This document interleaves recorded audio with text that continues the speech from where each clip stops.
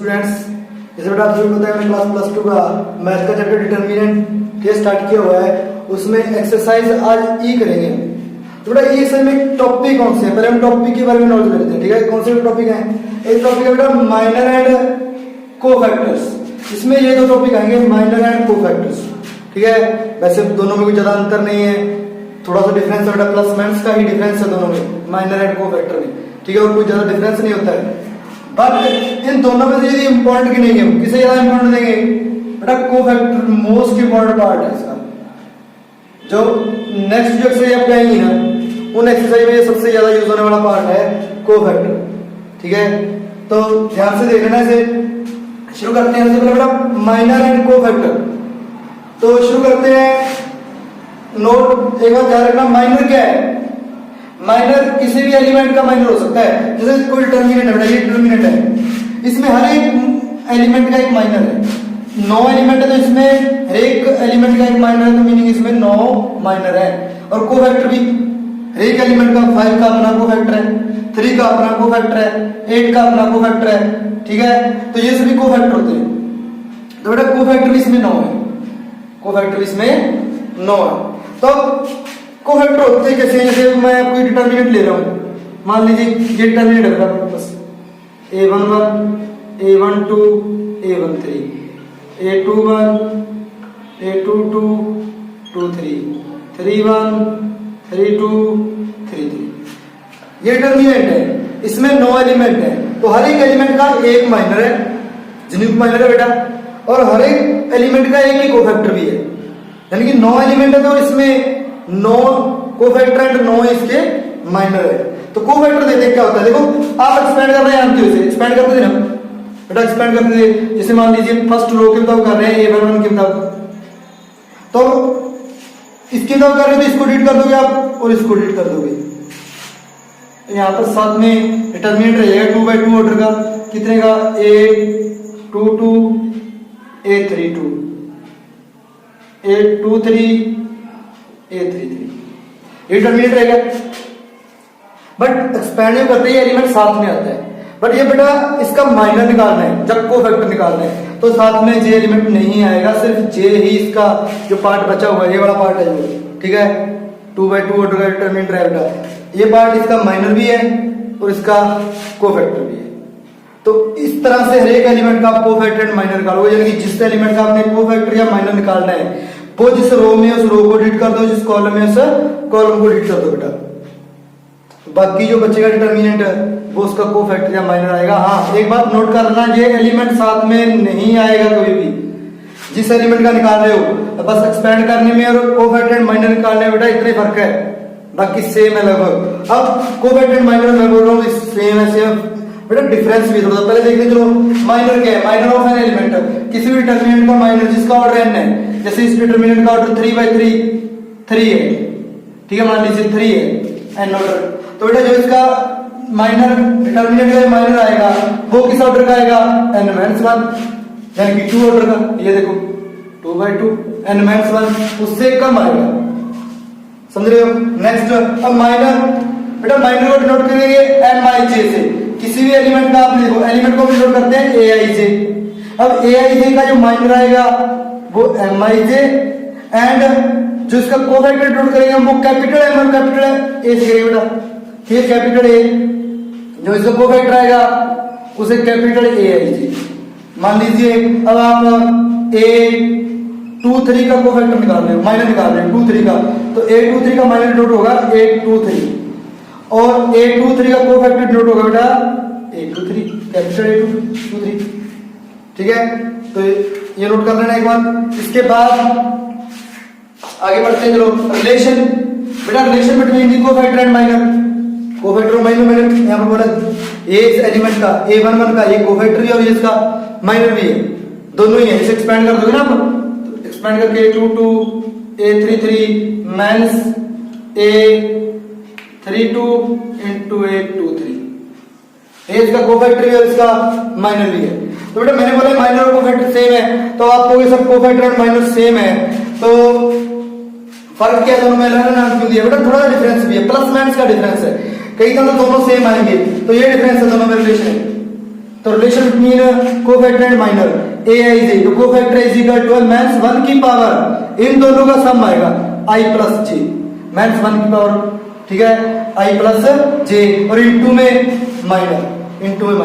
अब यहां पर नोट कीजिए, यदि इन दोनों का सम इवन बनेगा, यदि इन दोनों का सम क्या बनेगा, इवन, तो aij कोफैक्टर किसके इज इक्वल टू आ जाएगा mij, i और j बने।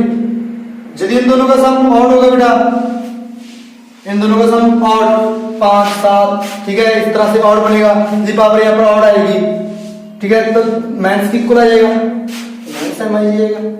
तो ये रिलेशन है इन दोनों में, ये नोट कर लेना। इसके बाद फर्स्ट एग्जांपल करते हैं, देखिए थोड़ा सा सॉल्व करते हैं, आप समझ जाओगे कैसे निकाल लेते हैं माइनर और कोफैक्टर। डेट है मेरे पास 5 3 8 3/3 ऑर्डर का एक डेट है, ठीक है। तो इसमें राइट क्या करना है, राइट माइनर किसका, a23 का, माइनर निकालना है a23 का बेटा, minor of a23 meaning second row third column, second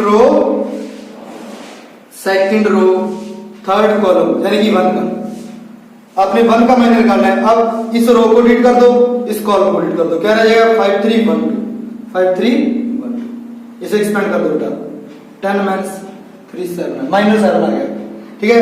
अब यदि इसी एलिमेंट का आपने कोफैक्टर भी निकालना होता, इसका आप कोफैक्टर निकाल दे, कोफैक्टर ऑफ a23, उसे हम लिखते कैपिटल A23 बेटा। इन दोनों का सम क्या बन रहा है, और तो इसके आगे सम किसका आएगा, माइनस का, वो माइनस 7 आ जाएगा, कितना आ जाएगा माइनस 7। इसके बाद कोफैक्टर निकालना है हमने किसका बेटा, cofactor of the elements a32, cofactor of element a32 का कोफैक्टर निकालोगे, पहले इन दोनों का सम कितना बन रहा है, ये रूल यूज करोगे आप, माइनस 1 की power 3 plus 2 a23 third row second column delete कर दिया बेटा, 5 2 8 1, इसके आगे मल्टीप्लाई में माइनस 1 की पावर 3 प्लस 2 5, माइनस 1 की पावर 5 माइनस 16 बेटा, माइनस 1 आ जाएगा, माइनस 1 इंटू 7 आंसर आ जाएगा, कोफैक्टर आ जाएगा a32 का। बस ये वर्क आउट है इन दोनों में, माइनर एंड कोफैक्टर में। माइनर में आपने यही ध्यान देना है, साइन प्लस का है माइनस का है, कोई दिक्कत नहीं है माइनर में, तो ठीक है, नॉर्मली जैसे एक्सपेंड करते हैं उस तरह से उसका एक पार्ट आ जाएगा, डायरेक्ट आ जाएगी वो। बट कोफैक्टर में आपको ध्यान में रखना है, इसके साइन नेगेटिव आएगा, इसके साथ में साइन पॉजिटिव आएगा। फिर भी आपको पता ना लगे तो एक्सपेंड करने के टाइम आपको साइन पता है ना, जब कौन कौन से साइन यूज करते हो, थोड़ा जो एक्सपेंड ये साइन यूज करते थे ना। अब बस इसी में चल रहा, जिस एलिमेंट का साइन आपने कोफैक्टर निकालना है, जिस एलिमेंट का आपने कोफैक्टर निकालना है उसके आगे साइन क्या है, माइनस है, तो माइनस आएगा। यदि आपने इस वाले एलिमेंट का कोफैक्टर निकालना होता तो इसके आगे बेटा प्लस का साइन आ जाता बस, ठीक है। इसके बाद ये आपको मैंने बता दिया, और एक डेट की वैल्यू बेटा, जब कोफैक्टर पता हो रहा है एलिमेंट पता हो तो बेटा डिटरमिनेंट किसके इज इक्वल टू होता है, ये डिटरमिनेंट की वैल्यू है, ठीक है। इन मेथड से डिटरमिनेंट की वैल्यू निकाल सकते हो, meaning first element first row का फर्स्ट एलिमेंट इनटू उसका cofactor plus second element into उसका cofactor plus third element into उसका कोफैक्टर, किसी भी एक रो के मुताबिक कर सकते हो आप, एक्सपेंड करते यही आंसर आएगा। इसके बाद में चाहे आप 2 1 सेकंड कॉलम के मुताबिक कर लीजिए, सेकंड कॉलम, ठीक है, सेकंड कॉलम का फर्स्ट एलिमेंट इनटू इसका कोफैक्टर प्लस सेकंड कॉलम का सेकंड एलिमेंट इनटू इसका कोफैक्टर प्लस बेटा सेकंड कॉलम का थर्ड एलिमेंट इनटू इसका कोफैक्टर। तो डिटरमिनेंट की वैल्यू इस मेथड से भी निकाली जा सकती है। नेक्स्ट एग्जांपल रीड करते हैं, example number 2, find the minor and cofactor of all elements of the det. इस डेट के बेटा 2/2 ऑर्डर का डेट है, इसके सभी एलिमेंट्स का आपने कोफैक्टर एंड माइनर पता करना है।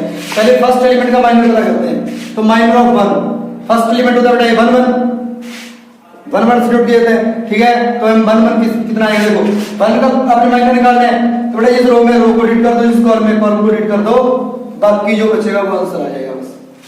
2/2 में ग्रुप लीजिए। माइनर ऑफ माइनस 2 का माइनर निकालना है आपने, माइनस 2 कौन सा एलिमेंट है, 1 2, m1 कितना आएगा, जिस कॉलम में कॉलम को रो को डिलीट कर दो 4 आंसर आ जाएगा। माइनर ऑफ 4 का माइनर बेटा इन दोनों को डिलीट कर दो, -2 आ जाएगा। माइनर ऑफ 3 का माइनर, इस रो को डिलीट कर देंगे, इस कॉलम को डिलीट कर देंगे, 1 रह जाएगा। अब कोफैक्टर निकालोगे, कोफैक्टर मैंने पहले बोला बेटा यदि इनका सम इवन है तब तो माइनर के इक्वल ही आएगा, यदि इनका सम ऑड है तब ऑपोजिट साइन आएगा। यदि माइनर प्लस का है तो कोफैक्टर नेगेटिव आएगा, यदि माइनर नेगेटिव है तो कोफैक्टर पॉजिटिव आएगा। इन दोनों का सम इवन है तो इसका कोफैक्टर भी 3 आएगा। 1 का कोफैक्टर कितना आएगा? 3। कोफैक्टर ऑफ -2 बेटा कौन सा एलिमेंट होता है? ये 1 2 ऑड है तो साइन चेंज होगा। ये देखो -2 का कोफैक्टर निकालोगे, इसे रीड कर दो, इसे रीड कर दोगे आप 4, बट इनका सम ऑड है इसका ये साइन नेगेटिव आएगा, -4 आएगा।